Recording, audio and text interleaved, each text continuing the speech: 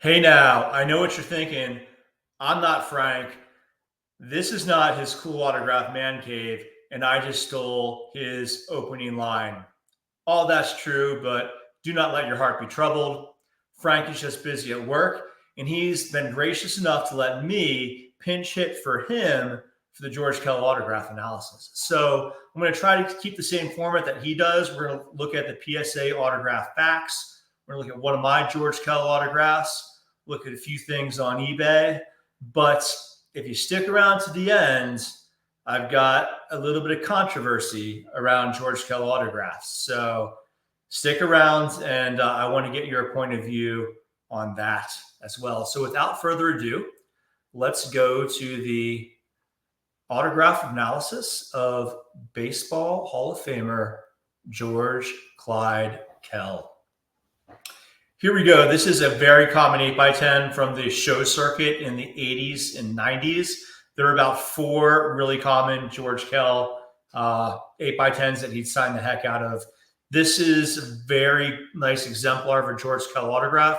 Let's talk about a few attributes of the signature here. He's almost always going to be going uphill. If he has a lot of space to work with, like an index card or something like this, it's a very extreme slope here, just like this. There's not a lot of space within the loop down here on the G, and the loop goes up. It doesn't kind of head back this way. It heads back up towards the top of whatever he's signing. With the R, you get a fully formed R, or at least something that does not look like the letter I.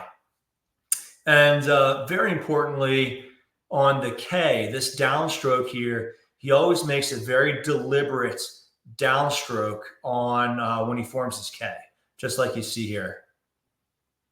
Here's a baseball. Same thing that we talked about. It's going uphill. We've got a nice R here. This loop is heading up. Not a lot of space here inside the loop. The K is very deliberate. This downstroke's going straight down. Another thing, the L's are usually a lot bigger than the E. That's another thing you'll see on these. Here's a multi-sign ball. These are tough. You know, a guy has handed a ball like this. He has very little room to work with. So it's tough to get a good exemplar on one of these multi-sign balls. This is a really cool one. Lots of Hall of Famers. If you want, pause the video here. See how many you can figure out. Bonus points if you can get the guys along the side here. I've identified all of them. Something important here to bring up, though. Check out this little point down here. About 5% of his signatures, you're going to see this little point at the bottom of the G. Those are good. Don't get worried if you see that instead of a smooth loop. Here's a signed letter. These signed letters are nice to have in the PSA autograph facts database because you can see the letter formation on a lot of letters that aren't in his name. One thing to point out here, look at whenever he uses the word W to begin a word. It's got this funky thing here at the top. And he inscribed a lot of things, best wishes. You're always going to see this funny, like, at the top of the capital W. Oh, interestingly, he's asking some guy to get his grandson a 1984 Topps Traded set in this letter. Here's another letter. Another Hall of Fame signed ball. Again, you see kind of this point here at the bottom of the G. But everything else is consistent with what we normally see. This R is properly formed, or at least it doesn't look like the letter I. This K downstroke is very deliberate. It goes way down. The L's are a lot higher than the E. Here's one with the HOF 83 inscription. Same attributes you see with the formation of the loop down here, the letter R, the downstroke. L's are a lot bigger than the E here. This right here, this is the classic 1980s, 1990s George Kell autograph. He signed thousands of these Hall of Fame postcards. He always was on the left-hand side, going up, kind of hugging the border of his plaque here. And again, all the attributes that we talked about earlier about his signature are on display here with the R, with this loop down with the K. The L's are a lot bigger than the E. This is signed on inside of a book. Again, he's really going uphill here. He has a lot of room to sign his name. And this one's inscribed "Best Wishes," and you can see that thing at the top of the W. Really old one here. This is dual signed George Kell, Connie Mack from the early 1940s. Pretty unique item. Again, one of the very common 8x10s from the late 80s, early 90s. I think we're back at the beginning. So let's stop sharing this. And I'll share one of my George Kell autographs. Here we go. George Kell signed Hall of Fame postcard. I've got probably close to 100 George Kell autographs. He would sign like 5 each through the mail. He would sign 5 of these. He would sign index cards, common cards. You'd see the swell baseball greats. Pacific baseball legends. He had cards for those. People didn't like sending like real baseball cards. They wanted like these, I don't want to call them reprints, but that's what we called them back in the day. I think he was also like the 1953 Topps reprint set that was done in the early 90s. So you see a lot of those signed as well. But now let's look at a few eBay items for sale. And let's pay attention to the attributes of the signature that we saw on PSA Autograph Facts compared to what we see here on eBay. So share this. This first one, this is for Frank. I know Frank will love this. $5. This is a government postcard. It was postmarked in 1997. And beautiful signature. You're going to get every letter with George Kell's signature. Again, this is just like everything we talked about earlier. Not much space in this loop. This is going straight up as opposed to the loop forming going towards the back. This R is nicely formed. Big downstroke on the K, and the L's are a lot bigger than the E.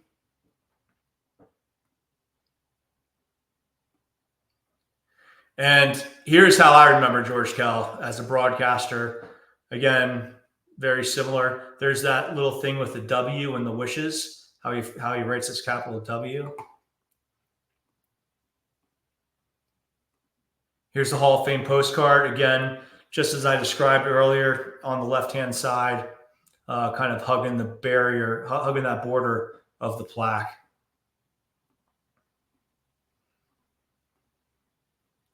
Here's another one of those 8x10s that was very common. But again, you kind of see the formation of the G. You see how that R is nice and smooth.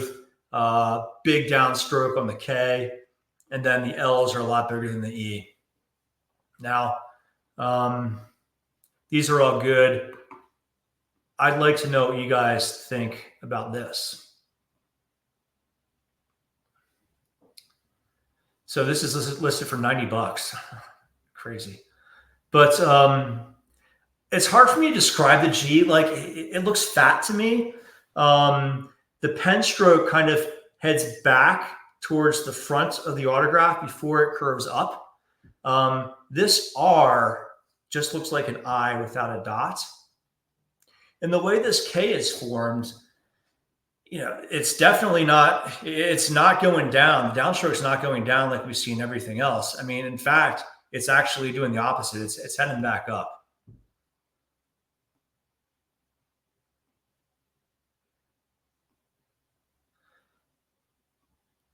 So here's a Hall of Fame postcard.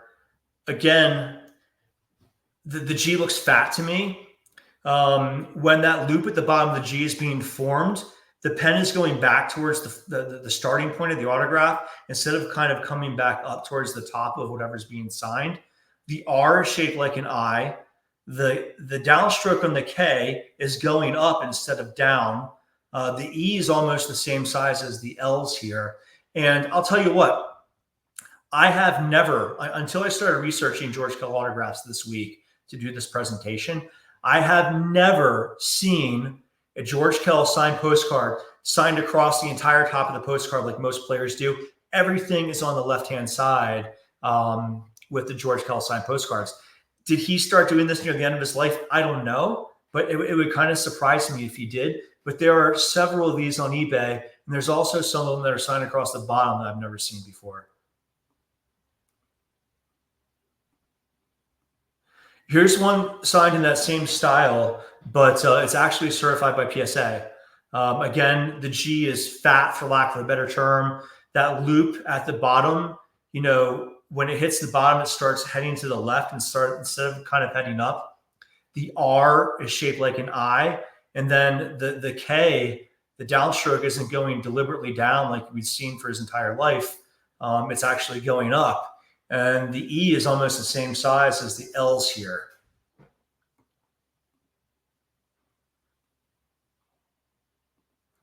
This is that same one that I showed earlier.